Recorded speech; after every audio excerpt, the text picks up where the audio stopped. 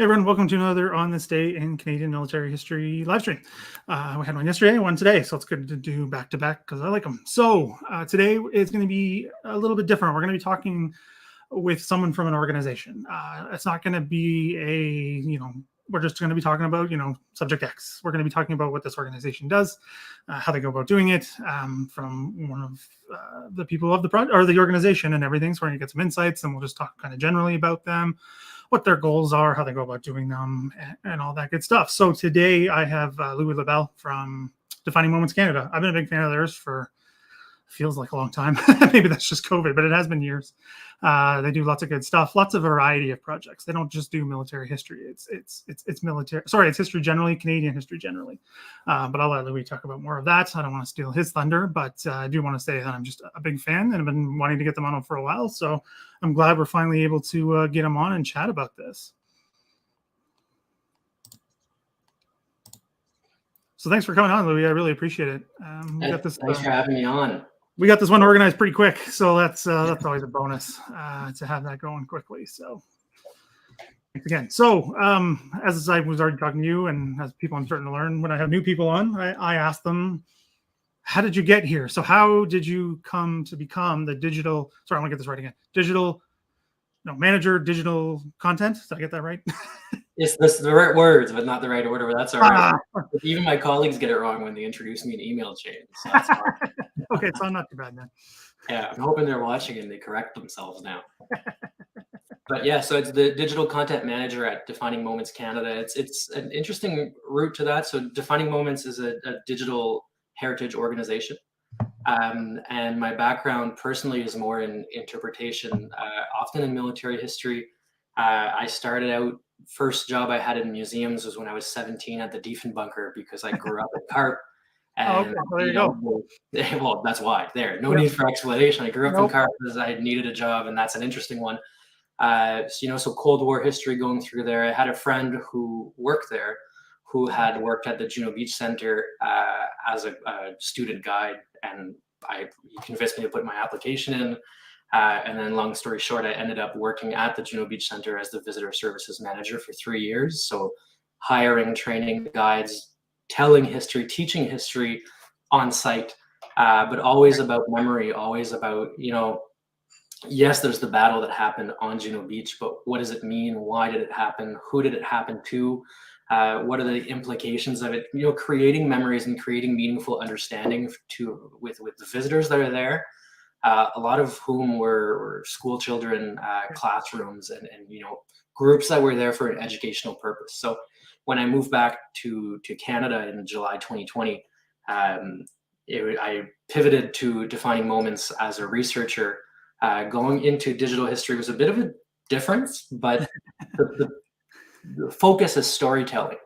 And Defining Moments Canada is an organization that focuses on microhistories and storytelling to teach the history of defining moments and its significance. And also my 10 years of career in interpretation and site interpretation in military history and memory and all really kind of seamlessly brought me into this position here, where now I manage digital content, which means videos, audio interviews, stuff we're doing now.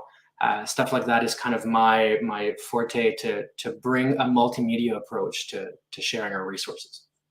Yeah, which is, I'm obviously going to say that's an amazing and a great thing to be doing because that's literally what I do, right? I'm not at the level you guys are at. I don't have the resources, like websites and things like that. I don't have that, obviously, but the digital stuff is what I love to do, and I think it's the future anyway. So that's kind of how I got here. So that would kind of, well, I'll move that to probably to the end there, but asking kind of like your thoughts on that and where you guys are headed, not maybe in a little bit.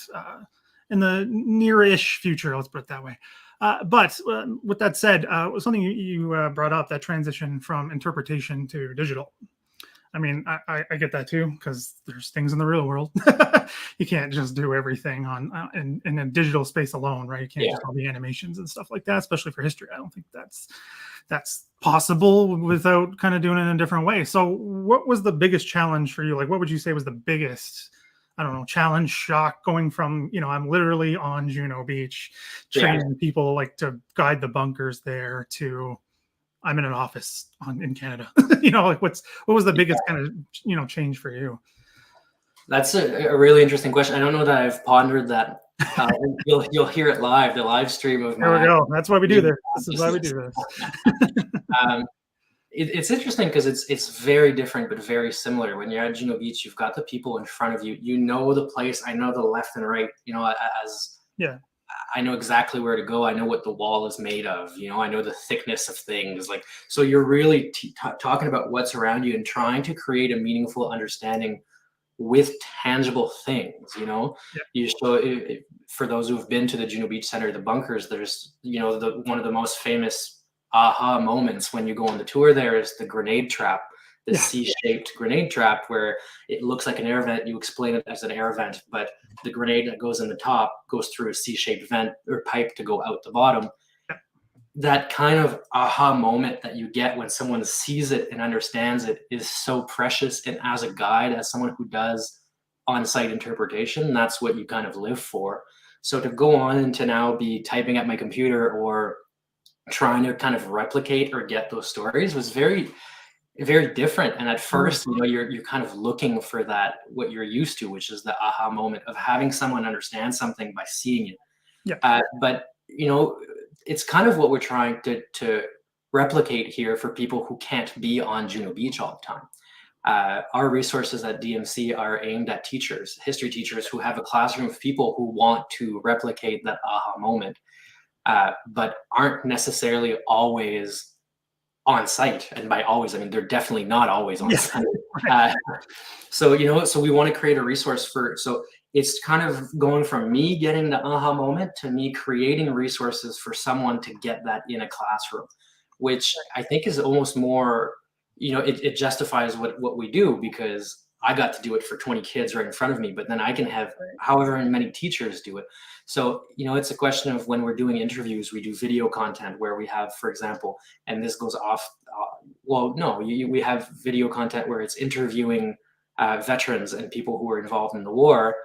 It's getting the right questions, asking the questions that will create the aha moment, asking the questions that will have someone explain something about them. My favorite example, and this actually isn't our resources, it's something I worked on when I was at the Juno Beach Center, but a good resource is a good resource. The Legacy of Honor videos there, I remember doing the subtitling for one of them.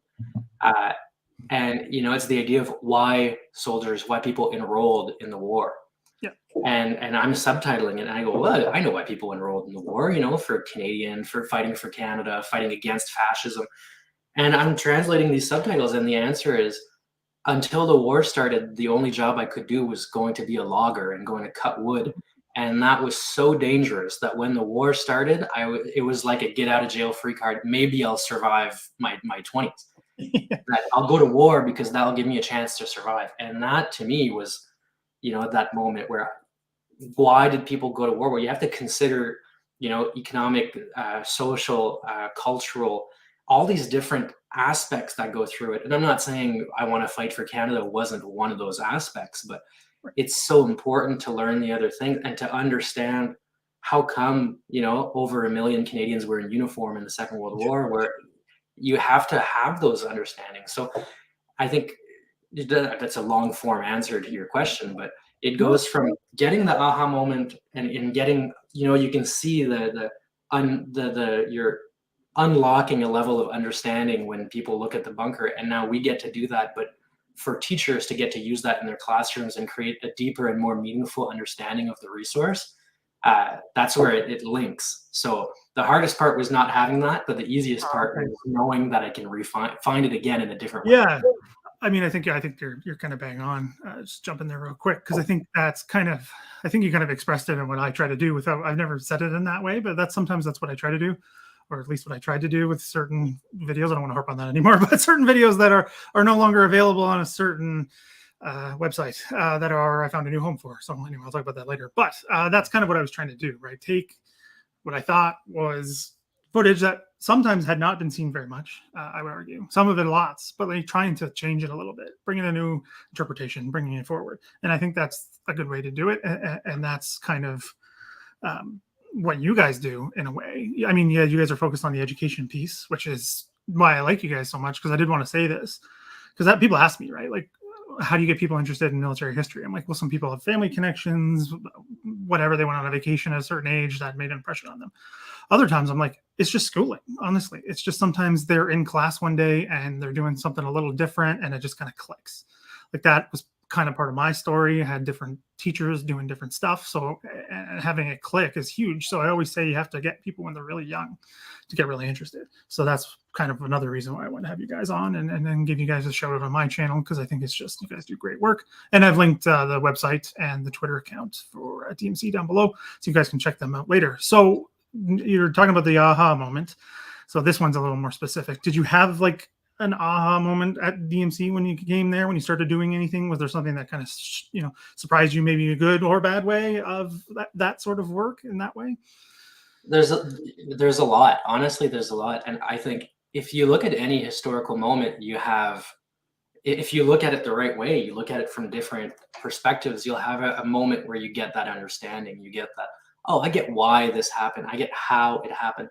And there's certain things, and what's interesting about working at defining moments, I don't want to steer away from military history too much, because I know that's— No, go ahead. Don't worry about it. But we do projects based on we try to do different types of history. Yeah. And we had a project last year where when it was pitched to me that was the project we were doing, I had to almost suppress a yawn. We were doing the history of the 50th anniversary of the 1971 Nobel Prize in Chemistry by Gerhard Herzberg. Right. Yeah. And I heard about that, and I go, I'm have a bachelor's in poli-sci, a master's in history. I don't really know science. Like, what am I going to talk about here? And it was so interesting to talk about the history of how this guy emigrated from Germany. His wife was Jewish. She was a PhD professor as well. So was he. And in Germany, at one point, she couldn't teach anymore. Yeah. And then he couldn't teach anymore because his wife was Jewish. And it's the story of how, Canadian physicists brought him to Saskatchewan, got him a job there and said, come over here. The story of his resilience once he got to Canada to become a Nobel Prize winning scientist, not because he discovered one thing, and not that that's bad, but because of an amalgam of all his research. That's so interesting to go through. But had we not done that project, I don't know that I would have, ever read into it. So right. I guess I'm avoiding your question by, you're saying, have I had an aha moment? Everything is an aha moment. No, that's an answer. To go even just in my whole kind of parcours journey. Sorry, sometimes I can't find my word and I just say it in French. It's bilingual live stream. But in my whole journey, when I went to the Juno Beach Center, I'm not a guy who grew up playing Call of Duty, who grew up watching all these movies. I hadn't seen Saving Private Ryan until I went to the Juno Beach Center. All of those war movies, I saw them at the Juno Beach Center with my colleagues there. So when I got the job there, I'm going to be out of place. I don't know this stuff. And I know people are going to come in and they know the sound of, of all these different rifles. They can hear sound and go, that's that type of tank. And I didn't know that at all. And I'm going to be out of place. But you get there and history will grab you from an angle or another, right. And being immersed in it really brings that forth. And what's interesting is I've never been attracted to the whole, I know exactly what type of gun, what type of tank kind of thing. And I was worried. I said, people are going to come on the tour and say, well, you don't know anything. You don't know that. But I got comfortable eventually knowing that I know more about this bunker, this one bunker right here. I know more about it than you, and you're here to learn about it. And, there's different angles and approaches through it. And that was the aha moment to me, it was the bunker and the construction of it. So, depending, if you look at different angles, there's aha moments about everything. And then I guess we can rename the live stream title to aha moments. To aha moments. We could do those all day long.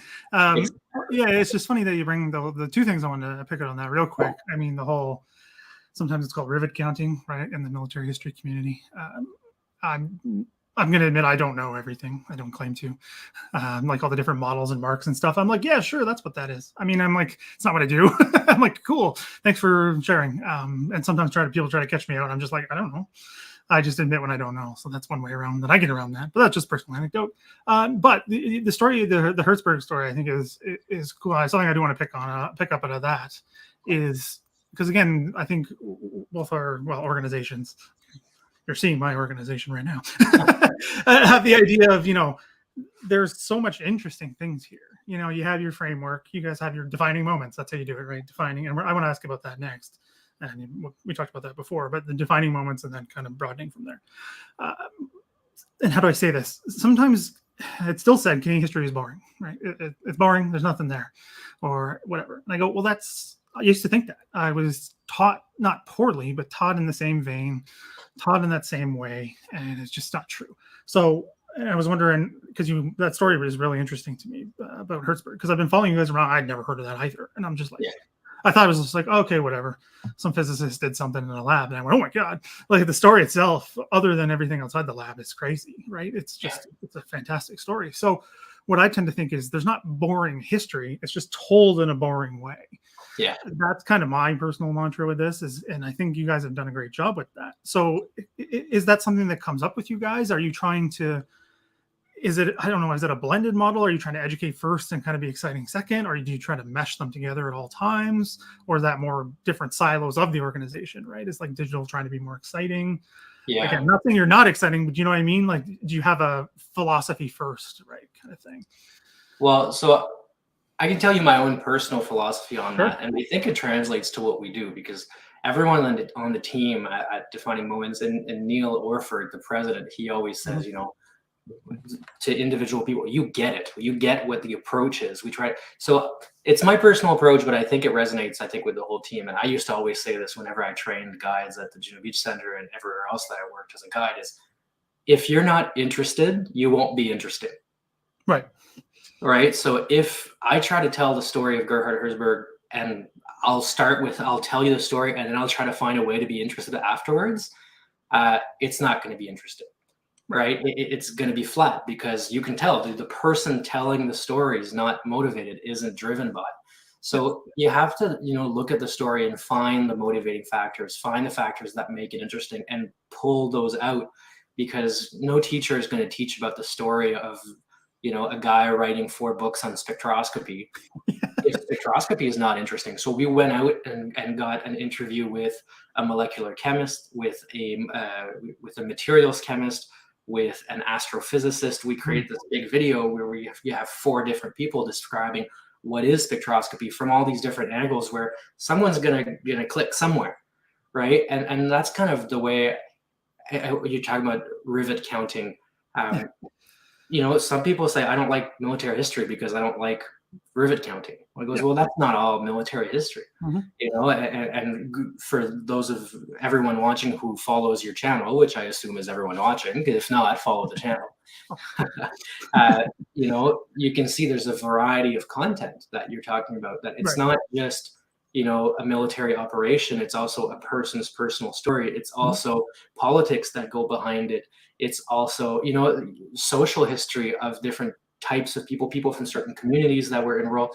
There's commemoration, there's memory that comes afterwards. So there's going to be a way there's going to be inroads into a subject, but I find you have to find the one that's interesting to you, and you have to bring out, if I want to talk about a project, I want to see, okay, what are the possible avenues into it? And let's kind of bring them all up. So we try to have as many interdisciplinary entry points also, so that teachers can teach about, the Hertzberg project, a history teacher can talk about it, but so can a science teacher, and so can a careers teacher. How does someone get into chemistry and physics, and how, and we've interviewed 6 or 7 people that had careers in labs, so that's a careers teacher. A science teacher can use our What is Spectroscopy video and content to have a really in-depth and multifaceted approach to understanding what spectroscopy is. And then a history teacher can talk about how history is not just military history. History is not just, R.V. Bennett in the Great Depressions. History is also Gerhard Hertzberg in 1971 getting a Nobel Prize, right? There's all these different avenues into it. So we try to have interdisciplinary entry points to let teachers get into it. But what that also does is that you can find different entry points to your personal interest to the story. It's not just Rivet County, right? Yeah, I mean that's a big thing, military history, right? It's like, oh, I don't like the details of the battles and stuff like that. I'm like, that's perfectly fine. There's more than one way to do this, and one of the things I try to do is get more voices to talk about the different subjects. But with that said, the question that I wanted to talk about, probably the big one, is the focus. So you kind of talked about it on the focus on the micro level, right? Look at micro level events and trying to tell a bigger story. How do you do that? And maybe you could use some of those examples we were talking about, or for the promotional parts of for the episode, talking about DDay and VDay. Like, how do you guys go about doing that? So to us, it's a mix of us doing it and us equipping teachers to do it with their students.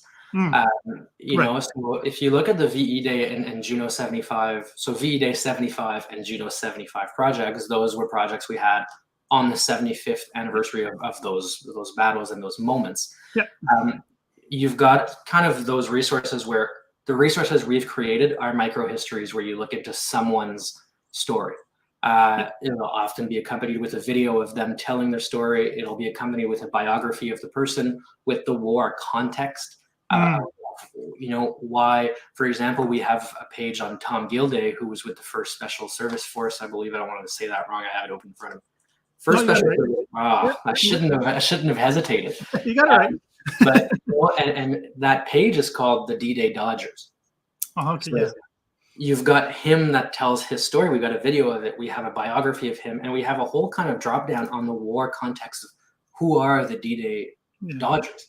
And on Twitter, we did a poll about that months and months ago. But I think I remembered you shared it. We said, why are they called the D-Day Dodgers? I do remember that. Yeah, that's right. Yeah, I do. And not a lot of, I think most people got it wrong on the poll, if I remember correctly. But it's people who were fighting in Italy at the time. So they missed D-Day because they were fighting elsewhere. So, you know, by having the story of Tom Gilday, you understand the 1st Special Service Force. You understand the kind of missions that he did skiing. He was a pro skier before the war, which is just in itself really interesting. You understand the fact that Canadians were fighting in Italy as well. Some people missed D-Day, and not everyone who missed D-Day missed it because, well, everyone had different reasons, you know. Either you were there at D-Day or you missed it, and there's reasons for, there's reasons against for all of them. So to have that kind of micro history brings, like, I learned about the D-Day Dodgers by learning about Tom Gilday's story, right? So you kind of bring the macro, you go from the micro and you learn the overall story by focusing on one person, and that's easier to be interested by. To me, it's hard to look at, here's D-Day and here's why people were there on D-Day. Well, you know, you have 14,000 Canadians, you have 21,000 people who landed on Juno Beach on D-Day. That's just Juno Beach. It's hard to say people were there for one of 3 reasons. Everyone was there for a different reason, you know, and I think that really comes from the micro, and it's important for students to get to understand why people went to war, what they did in the war, and it's a good way to start from the small to go into the big. And you know, all our projects are accompanied by, how do you bring this project into the classroom? And for 75, for VDay 75, it's you find a person and you tell their story.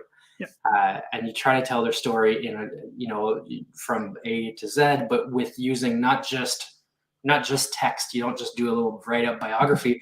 One big tool that we use is story mapping, where you try to put these things in small blurbs in different places. You see where they've gone, just to have a multimedia approach to get as many people who learn differently. You know, that's something we know, is there's different types of learners. So you have to have different teaching styles as well and different entry points through it. So we try to have someone tell the story of your one person, and then you'll understand.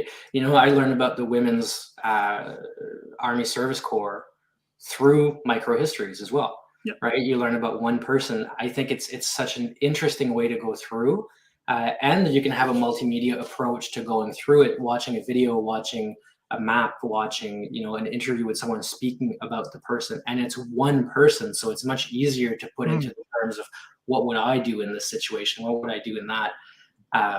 But that's not to say that it's not interesting to see in the macro which military operations they participated in. Right. Okay. Yeah. I see. Yeah. But you bring one into the other, right?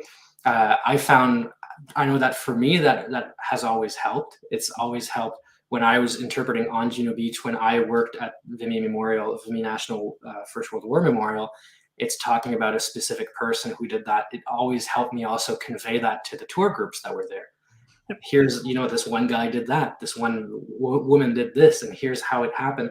And but at the same time, and I don't want to answer for 20 minutes to the one question. No, it's okay. All good. All good. One thing that, and I learned this going through the DMC website. When I first got to DMC, let me go back to the projects and see what's already been done. And it's the danger of the single story is you have to be careful you want to extrapolate the macro from the micro, but everyone's story is unique. So one person's story doesn't necessarily always tell the universal big picture. Yeah.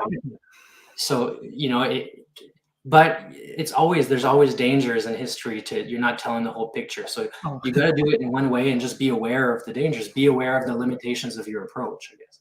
Yeah, I think that's a good way to put it. And because again, that just makes me think of stories that I know or stories I'm connected to. So like I had a relative was killed on Juno Beach on DDay. Like I don't think he even touched the sand. Right. So like, I mean, it's tragic and it tells a part of the story, but doesn't tell the whole story. Right.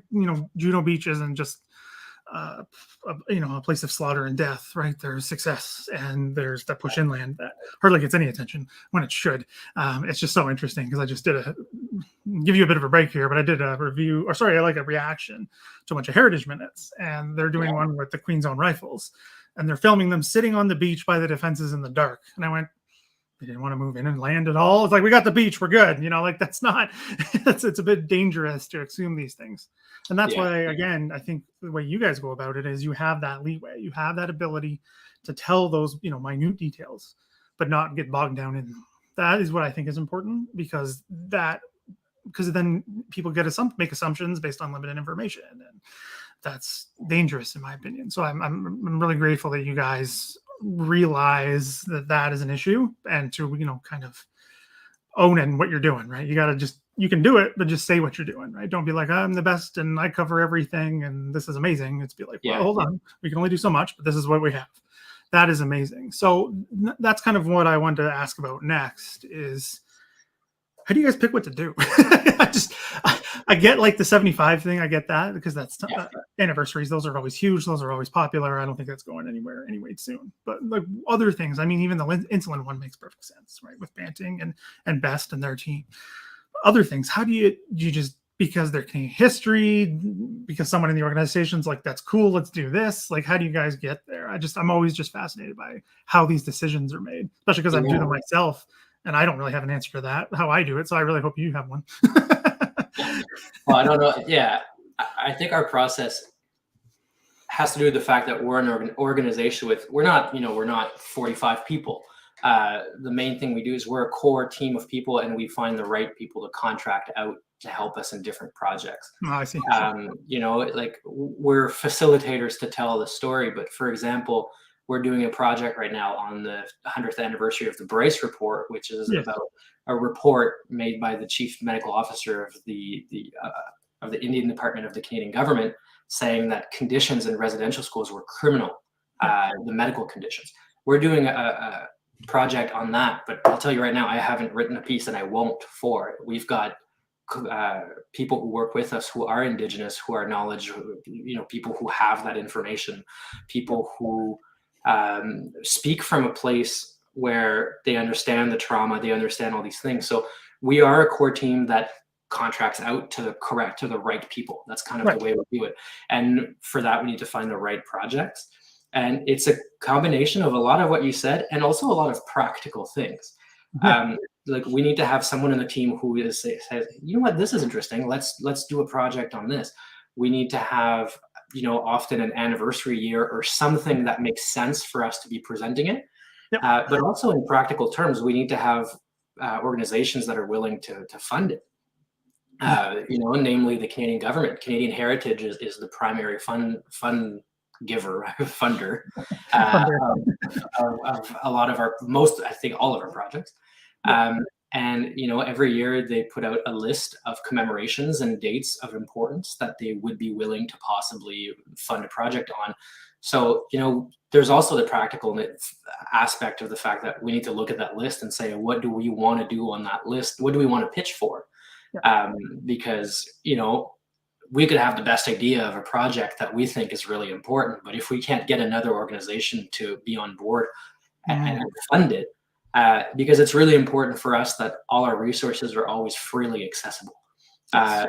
We have a network of 50,000 teachers that we send an email blast to with our resources in it, lesson plans, all these different things.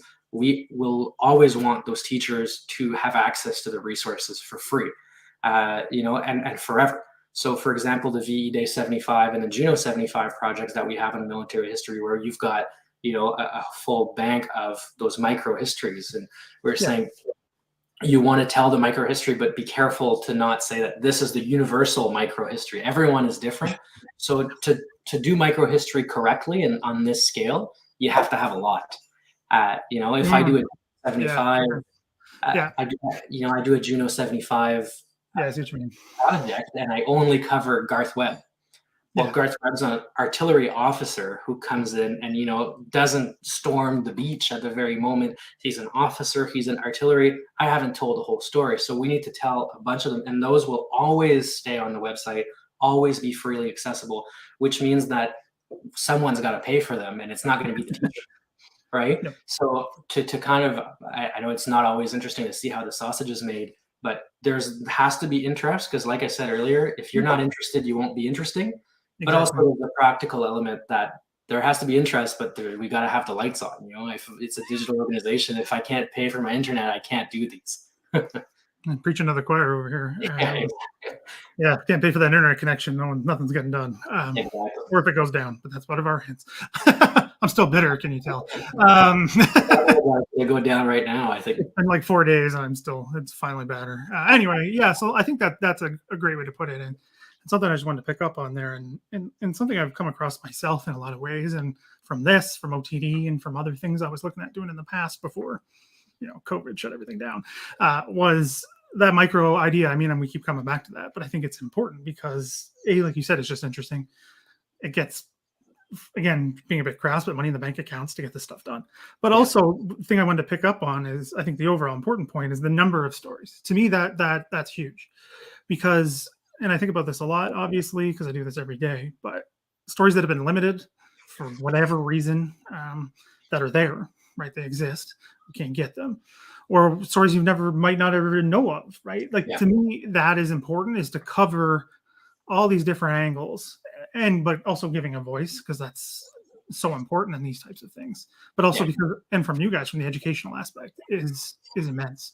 Because like you said, using, kind of the Garth Webb example, that's not going to give you even close to even the artillery story, right? Just one, one gunner does not tell, the whole story of the gunners of Normandy, right? It just doesn't work that way. But also, to me, it's so important that their scope, because digitally you can do it. You can have as much scope as you pretty much want, right? Other than a few, technical limitations, but those are becoming rarer and rarer. But it's just, I'm so glad to hear that, because that's something that I think about a lot, is there's always room for more, I guess is the best way to put it. And I'm glad to hear that. And I know other people will be glad to hear that. And hopefully people watching, even in the future, if they're not watching now, are glad to hear that you guys are doing that. And maybe these will make some connections. Now, I want to ask about, because the educational portion of this, and kind of how teaching connects. So you mentioned, you bring in like subject matter experts on certain topics, whatever. Is there how do I say this, like a teacher element brought in as well? Like saying, like, this is what teachers need. Do you have that as well? Is that part of the groundwork? Does that come in a different time, in a different way? I'm always interested in that, because I just don't have no idea how that's done. Yeah. Is that something you guys do? Yes. Like we're kind of a pedagogical educational organization first, and kind of history second, almost, because the founder of Defining Moments Canada, Neil Orford, is a history teacher. who basically retired. And then if anyone here knows Neil, they know he can't be retired. He can't not be doing something, right? So he goes, here's something teachers need. And the genesis of Defining Moment Canada comes from that, from saying teachers need these resources to teach these moments. And, you know, there's a good and a bad to what you mentioned about there can always be more. There can always be more. There's so much content and resources about military history out there. And the question, how does a teacher start?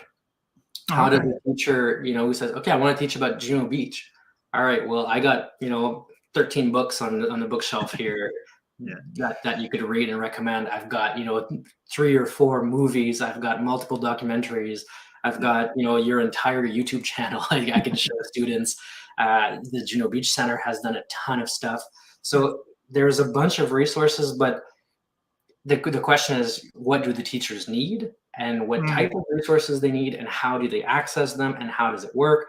So, you know, a lot of our projects are centered around resources, but also lesson plans.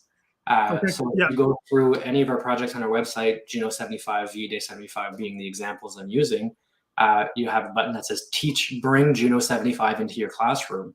And then it says lesson 1, lesson 2, lesson 3, lesson 4. Here's how you do it. Here's how you show them micro histories. For the Juno 75 project, we've got micro histories of, and it's kind of like the Tom Gilday one that I mentioned. Actually, it's in that project where you have him on video talking about his story, his biography, the war context. You have photos, and you learn that. You learn how there's one, and then the students kind of create their own, and that's structured through lesson plans that our teacher created. So for most projects, for all projects, we have pedagogical consultants. And there's some projects like right now that's really exciting that's happening is the summer writing project, where we've got, you know, I don't know how many, but a lot of teachers. I was on a call yesterday there had to be at least 20 of them. I don't run, so I don't know the numbers, but someone here in the chat, maybe. But, you know, you've got a couple dozen at least teachers from all over Canada, teachers of different, you know, you have math teachers, you have history teachers, you have teachers from Ontario, you have teachers from different Indigenous communities who are getting together to create pedagogical content for the Bryce project. So obviously it's history focused, but it's a teacher first organization where like we want to create cool historical stuff. I've put all our videos from Vimeo to YouTube. So DMC Defining Moments, we have a YouTube channel now, because people can stumble on the videos. If you know you're Googling Battle of Normandy, or you're YouTubing Battle of Normandy, maybe you'll pop on to one of the, so it allows for our content to be seen by more people, because I think it's really cool. So to shamelessly plug it, if anyone here is interested in videos about Canadian history, go and see that channel. But the main purpose is to have them on the website where teachers can see them, use them, and prescribe them to their students within the framework that they're in.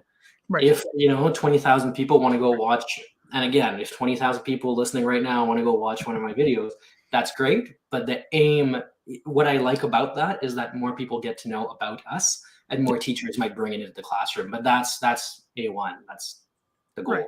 Well, I'm going to put that link down below when we're done. So that's good. I think I'm subscribed. I can't remember. I've been away from YouTube for a couple days. It's very new that we made the YouTube channel. I made it. All our videos were on Vimeo before.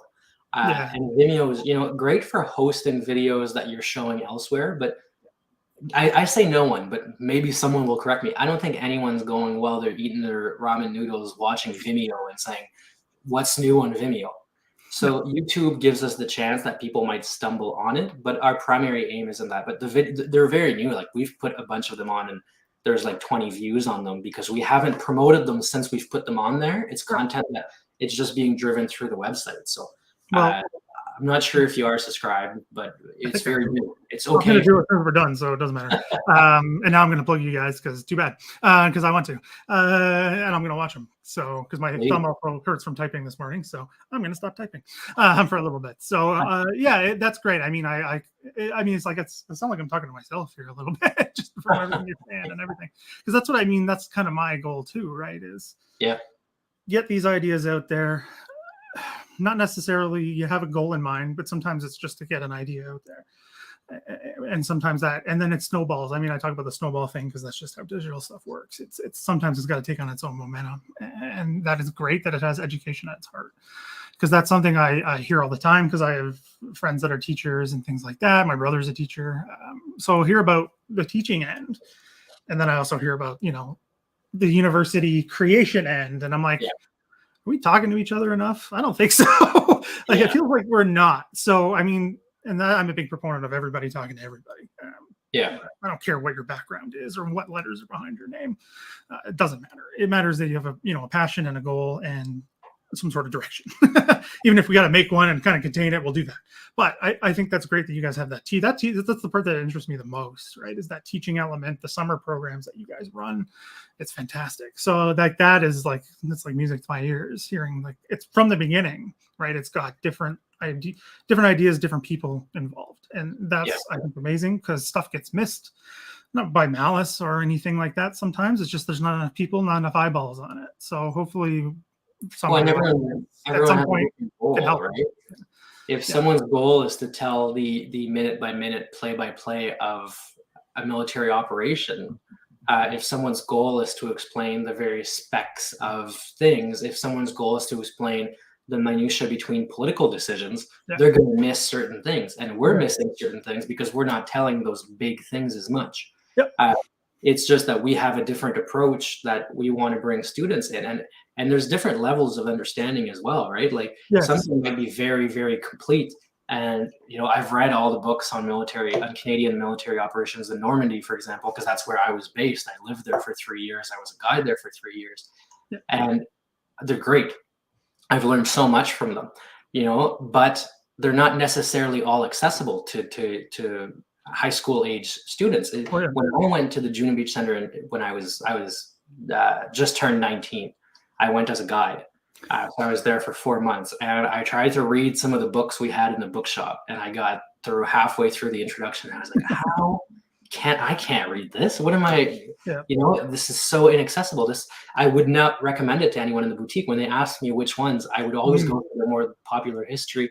Ted Barris really got me through my first time at Juno, because I was able to read it and learn from it. And then I went back as the visitor services managers, and I had done a master's in history, and now I could read all of them. And I was like, wow, people need to read these more complicated ones. People need to read these more academic ones. But I had to recognize my academic privilege that I knew how to read these historical academic ones, and they have so much value, but might not be accessible for students. And so we want to create stuff that has value for students, that maybe a university professor, you know, focused on military history will look at our stuff and not learn anything.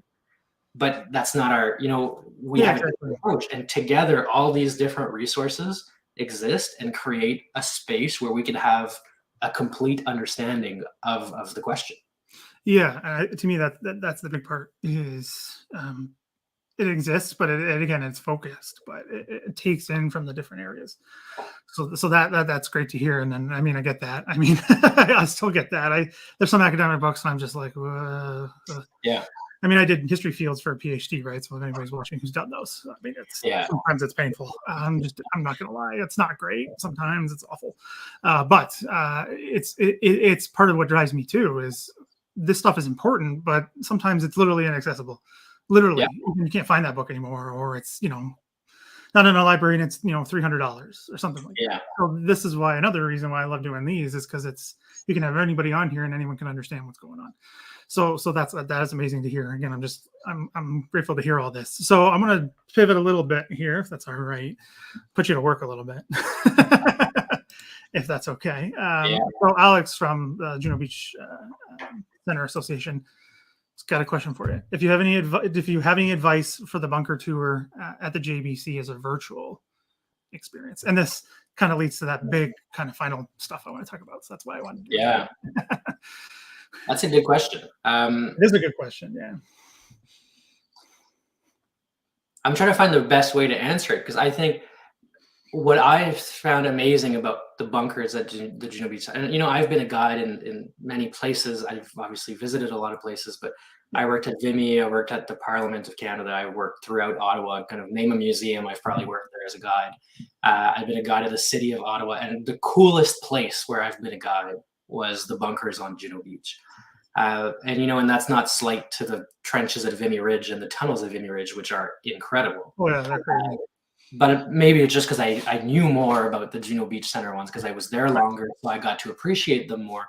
But it's the uniqueness of there's nowhere else where you can do a tour of beachfront fortifications. Yeah. That you can have a guided tour of them and really learn how they are from a young Canadian guide. And like I think a lot of people will take the fact, and we had that visitors who came and said, like, it's not an advantage that it's a young Canadian guide. If you want a military historian, it goes, well, you don't. Not for one part. If you come through Normandy and you have for 2 weeks a military historian with you, that's awesome. Yeah. But it's cool that there's a part of that that's a different perspective. And it's military history, yes, but it's also site history.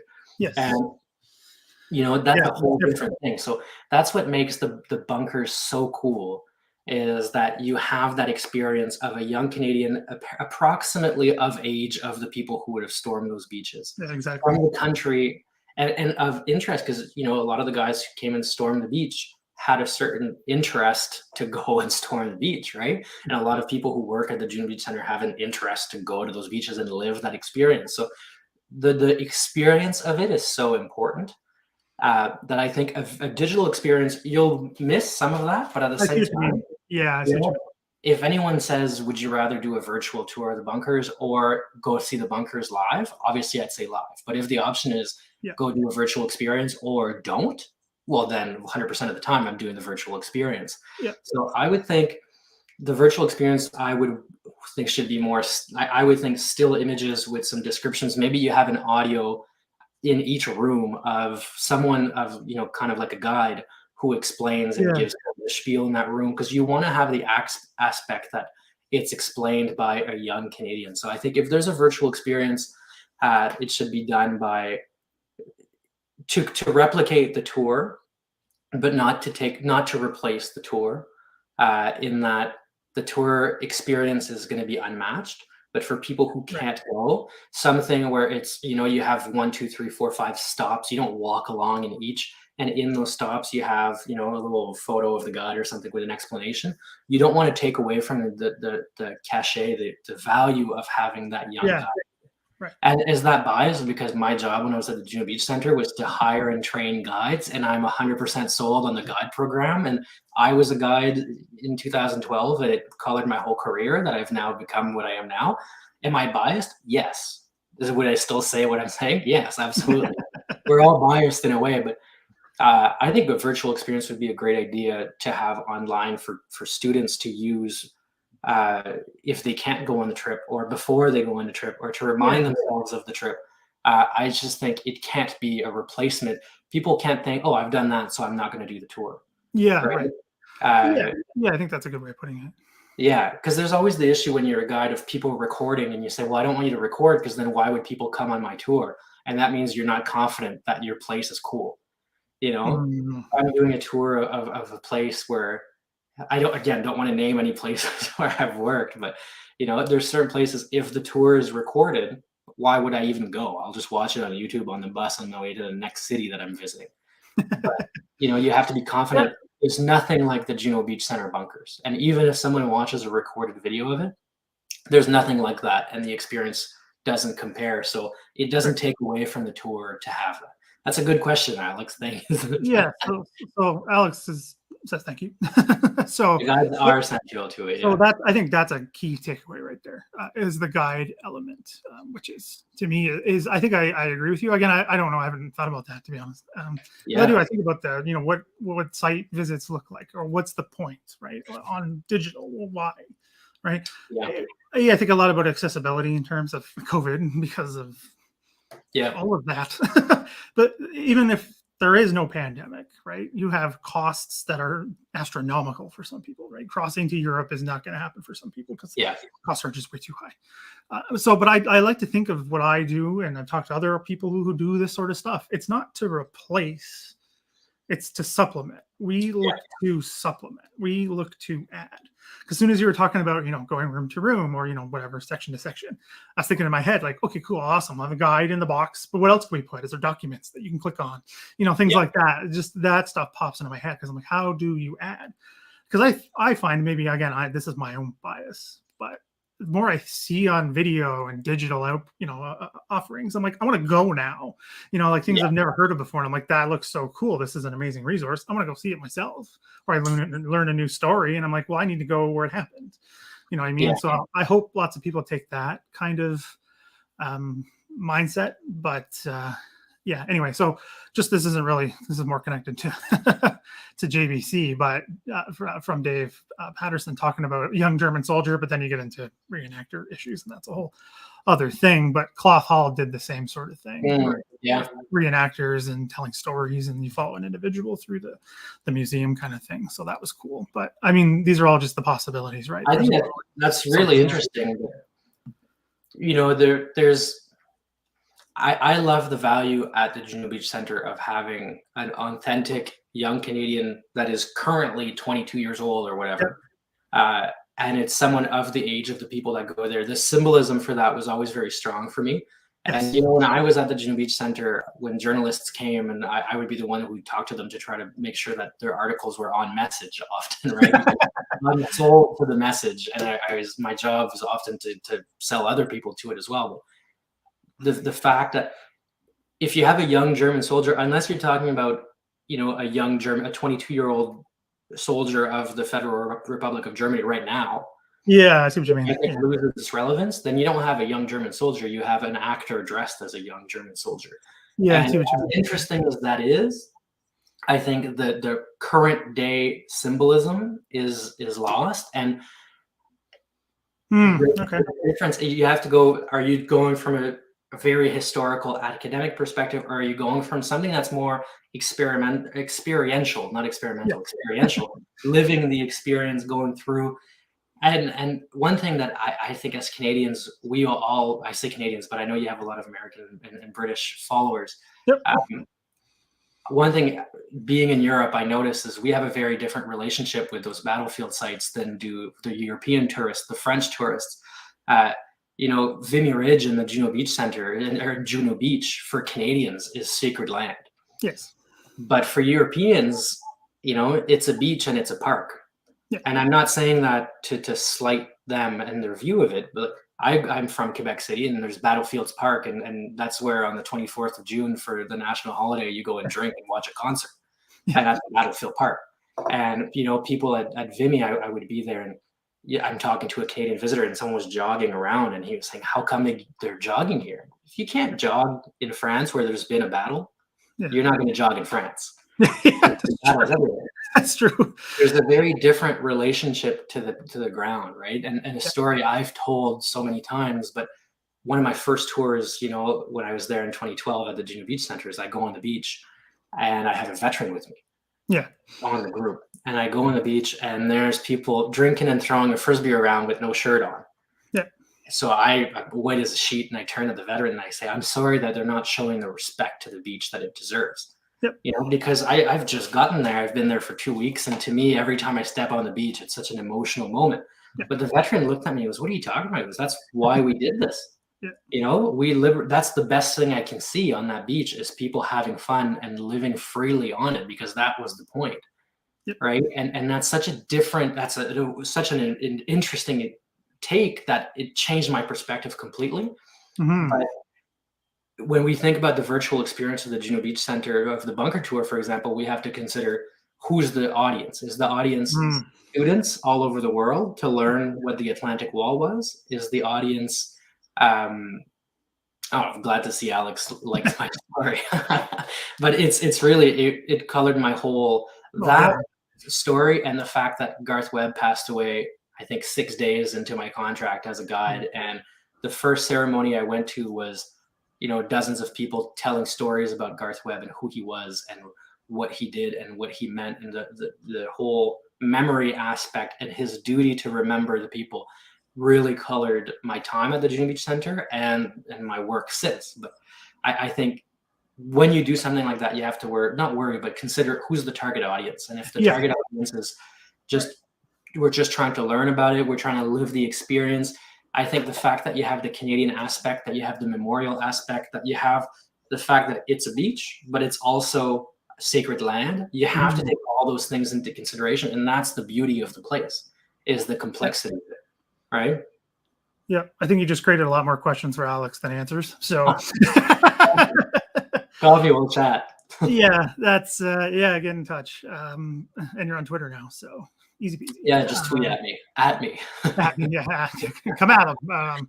No, I mean, I think that's a great thing. And the Juno specifically, or the Vimy thing, I've talked about that on the channel with multiple other people about all of that, and it's a complicated issue, and there's so many different opinions. Anyway, I don't want to talk about that today, but it's a great point to tell it that way, right? What's the audience? What are you doing, or what are you doing in that moment? Because I don't know if you're aware of him, but Paul Wooditch, Woody as we all call him, from World War II TV, he's on a much needed vacation right now. He's a tour guide in Normandy, and he's been doing it for a long time. And he said Normandy, depending on what's going on and when you're there, one chunk of the beach can be someone, suntanning. The next part of the beach is a ceremony. Yeah. The next one, there's a bunch of reenactors, pretending they're storming it, right? So I mean that it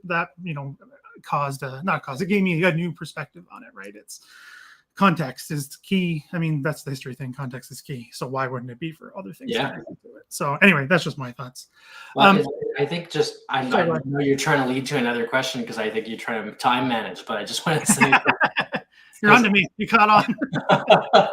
I just have too much to say, but yeah, go ahead. One thing based on that, when I train the guides at the Juno Beach Center, I would tell them about that kind of the story of how I viewed the beach, and I would encourage them. I say, if I ever see you guys playing on the beach, throwing a frisbee around, having a bottle of cider on there, I'll know you're doing it right, because that's the point. That's why it's like that. But not everyone has been to Juno Beach. Not everyone has had a veteran tell them on their tour, no, that's the point. And everyone remembers their own way and their specific way. There's sometimes things that I can find more. And again, like you say, context matters. If it's June 6th at 6 a.m. and there's a ceremony going on and someone comes out of the water, without a shirt on, drunk because they're having fun out there, that's not the time and place. Yeah. There's context really, really matters. But everything's appropriate, everything's inappropriate, depending. If it's a nice Saturday and everyone's celebrating on the beach, and I try to shut everyone up to have a ceremony, then I'm stopping the people from doing what they would want to do. There's all these different contexts that comes into it. But I like what you said about context matters, because everything's appropriate in its time and place, and everyone's got a different view of it. The people who come on the beach and cry are just as right as the people who go out there with a frisbee and a bottle of cider. Yeah, I mean, I've said this on the channel multiple times. I mean, it's context matters, but just don't be a jerk about it. It's just that simple, really. Do what you do, but just don't be a jerk about it. I say that for all kinds of things. Anyway, so yes, you caught on to me. I hate when working with other digital people because they know exactly what I'm doing. Catch on to me, but it's from one of my greatest supporters and patrons and everything from Dave. So it's a good question, and something I have thought about in terms of building what you guys do. In terms of curricula. Yeah. Every province is different, right? For those who don't know, Canada, education is a provincial responsibility. Each province does its own thing. Federal government has funding and some sort of programming and things about that, but the province makes the decisions. How does that factor into what you guys do? Yeah, well, I grew up in Quebec and then moved to Ontario, so I'm very aware of the differences in because when you're in Quebec, the history classes, the English are the bad guys. So it was hard for me to go to Juno Beach, and I'm like, what? The English are good here? No. But, of course, every province is different. We try to have education consultants from across the country that look at the curriculum and do it.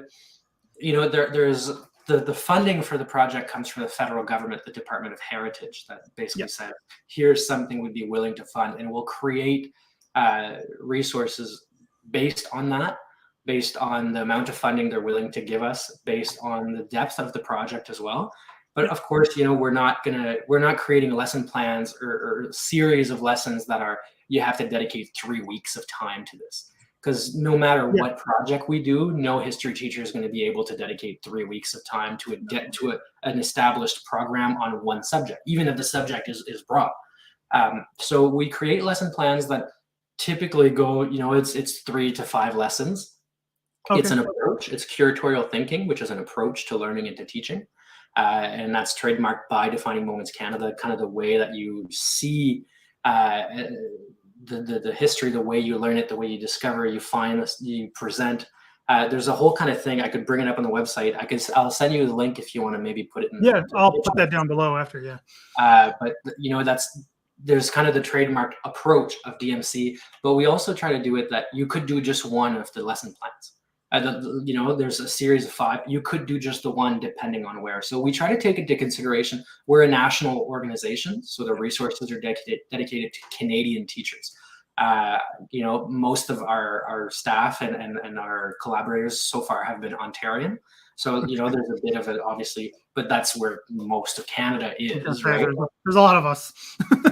Yeah, there is. But, as the Quebec voice, I try to always talk about when we have a new project. I say, well, we don't know about this in Quebec. When we did the insulin project, I didn't know who Frederick Banting was before the insulin project. Right. And the first thing I did was I did some research to see the reception of the discovery of insulin in Quebec newspapers, and it is barely covered.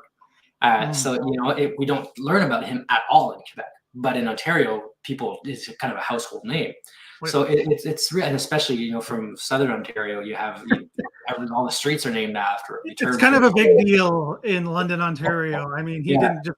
Sorry, I'm gonna go on a rabbit hole here. That'll make some people happy that I said rabbit hole. But I mean, that's why that's the connection that it's back to what gets you excited, right? I hear Banting. I don't live in London anymore, right? So I'm like, ooh, home. It's just like it's like a trigger. Yeah. But I mean, that's so interesting that you say that the Quebec and say my experience, right? London, Ontario, it's everywhere. Banting is literally everywhere. Yeah. His house is still there. It's still on a major street. There's murals. There's more than one. There's a school named after him, like a big one. It's a big deal. But I can see that like in some other community, not so much. But it's amazing that you guys are able to do all these moving parts. We try, because that's the thing. Yeah. Canada's a country, and what was it, Mackenzie King, who said we're a country of too much geography. Yeah. Where, and look at me quoting Mackenzie King. Oof.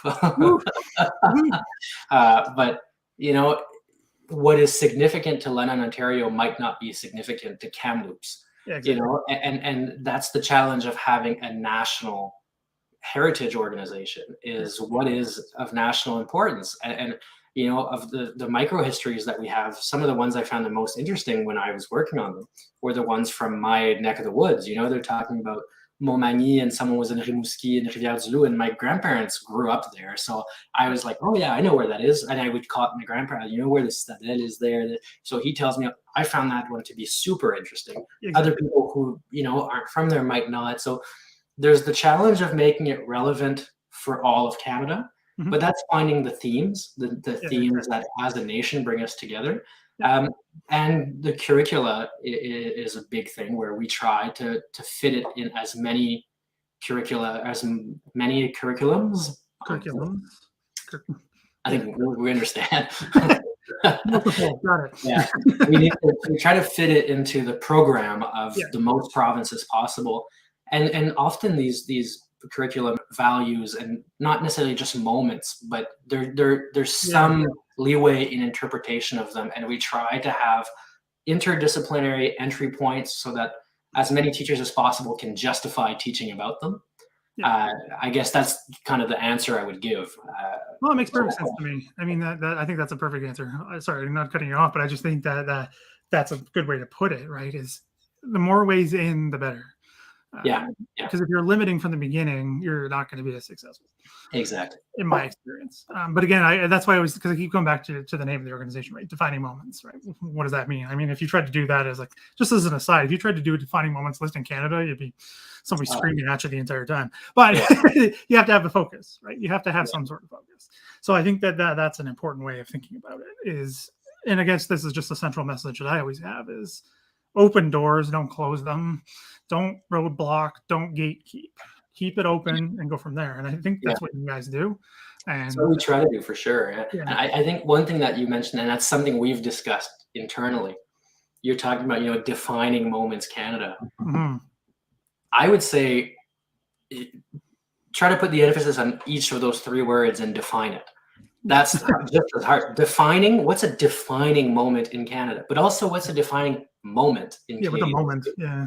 And then as we just discussed with, you know, London to Kamloops to Quebec, what's Canada in What that? is even Canada? Yeah. What's a defining moment for Canada? And that's been a big challenge to try to, we're a national organization. We want to have projects that cover national issues, but that's complicated. Yeah, You what know, is the national issue? Yeah. and you look at moment.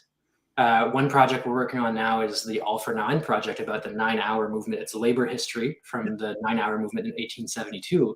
That's the moment. We're covering a lot of labor history with that. We're using that to cover, you know, dozens of years, decades of labor history up until today. So the moment is also complicated. So what's defining what's moment, what's Canada? Answer in the chat if you have the answer. Because good luck. You can put that down in the comments if you like. Good luck. I mean, I've had literally people ask me, what's Canada or what's Canadian or what's Canadian history? I'm like, your guess is as good as mine. I don't know. I've got a PhD in the subject, but I couldn't tell you. Good luck finding a definition. You'll piss off a Canadian. Maybe that's the answer. We don't know, and you'll just piss somebody off. So this kind of, I think, is what I wanted to wrap up on, is a question from myself. And maybe this can just be the Louis answer, not the DMC answer. Because again, digital history by one of my passions, right? So what do you think that's going to look like in, say, 10 years? We're in 2032. What is digital history? What are you guys have a thought in mind of how you'd like to influence that in Canada? Maybe there's your answer for how you're doing it. Like, is there a direction you're going? Are you doing it, you know, project based? Are there new technologies you guys are excited to maybe try when they become a little bit cheaper?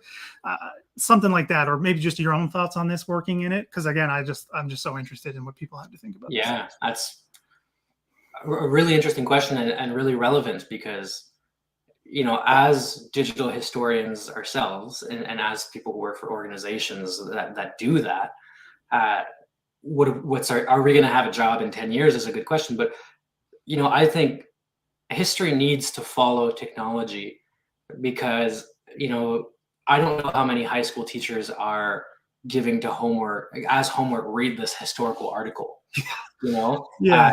When I was coming up, I sound like I'm history myself, but I'm not that old. But, you know, like 15, 20 years ago in school, we had a manual, I don't know, a history book. Textbook. There you go. Thank you. I said to be bilingual talk, and it is. There you go. It's all good. I live in Ottawa. I'm used to it. The teacher would send us home and say, you know, read X pages of a textbook. I have a hard time imagining a teacher doing that today.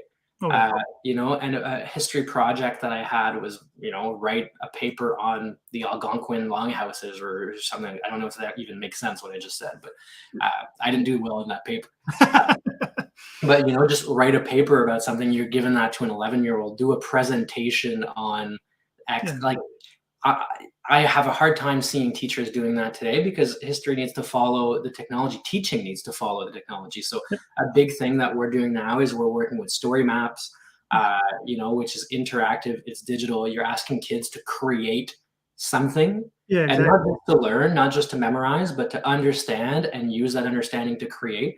So what are we going to do in 10 years? It depends what's being done in 10 years. You know, I did a lot of PowerPoints when I was in high school. No one does.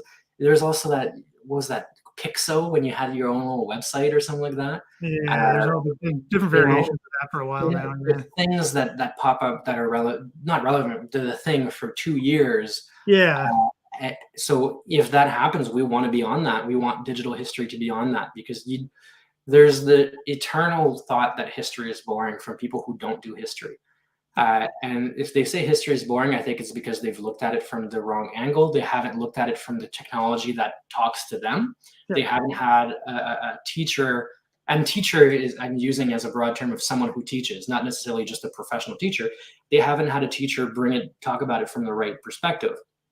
So digital history will go where digital goes, right? I think it's just a modern contemporary telling of history. And if that's now is what Alex was talking about in the chat about a virtual tour of the Diefenbunker, you know, in my first job at the not the Diefenbunker, the Juno Beach bunker. Sorry, I'm ahead of me myself. Too many bunkers. Tour of the Juno Beach bunker, but my first job at the Diefenbunker, an audio guide was kind of a big thing when I was working there.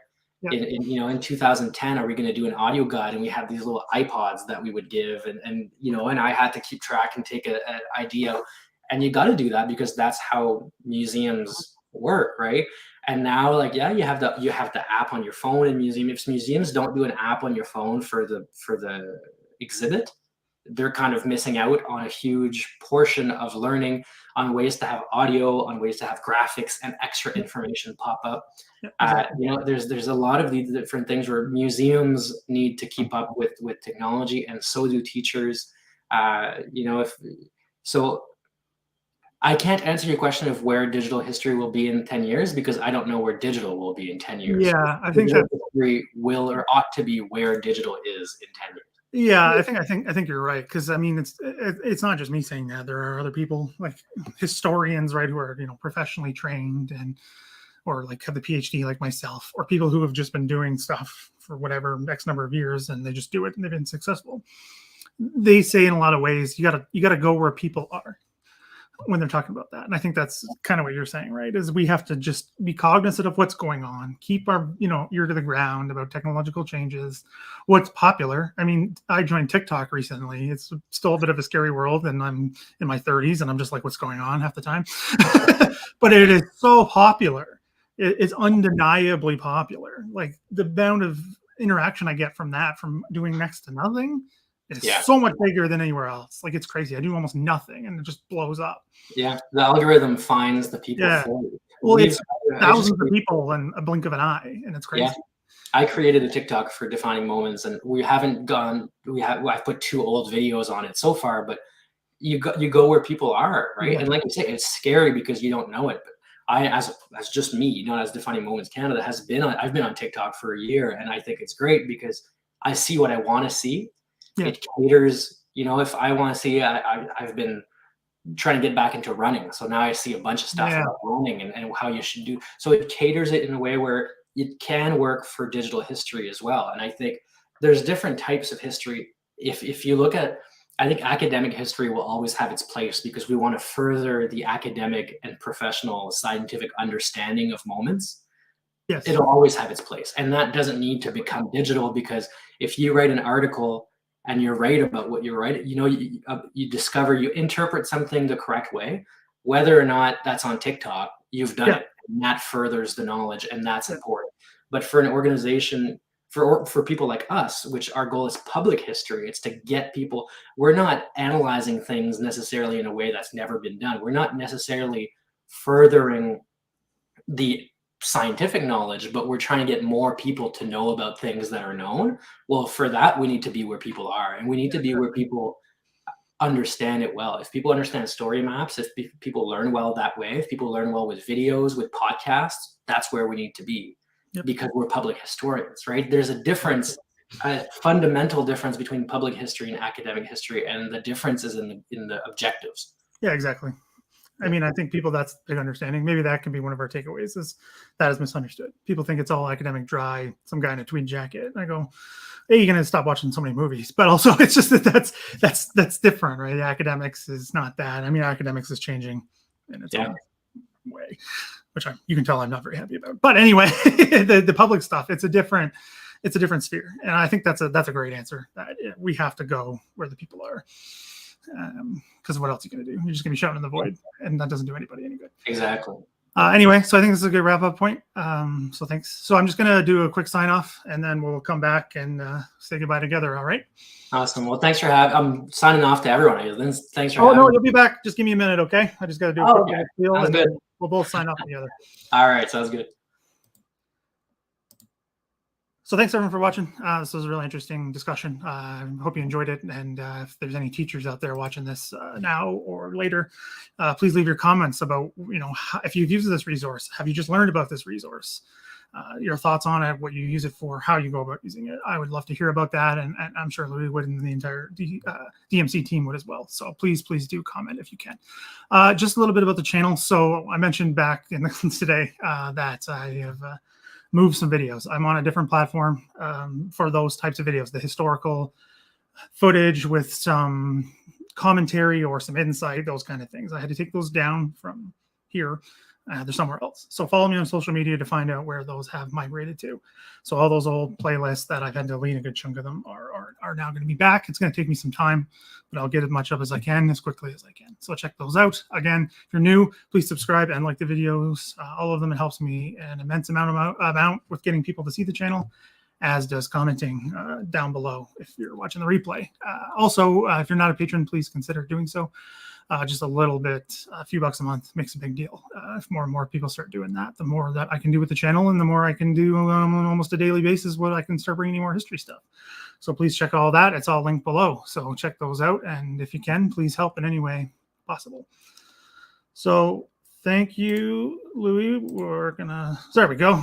Internet's still giving me a little bit of fits and starts there. Anyway, so thanks for coming on. So you were talking earlier, I'm gonna put you on the spot a little bit for about a second here. You did stuff with the rebellions, right? The 1830 rebellions. Yeah, so my master's thesis is on, I got him here. Oh, there you go. Boom. To motivate myself to finish. I think I have the record for the longest master's thesis in history, 7 years. I'm sure you don't. I'm sure you do not.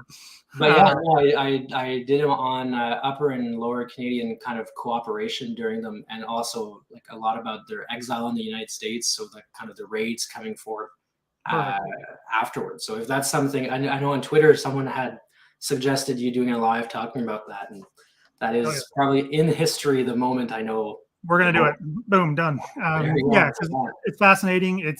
Well, I don't have to tell you, it's misunderstood a lot. Yes. Anyway, so yeah, and again, if you want to see that, comment down below, because I think that's an interesting topic that and not many people do that hardcore focus on, right? So that'd be great.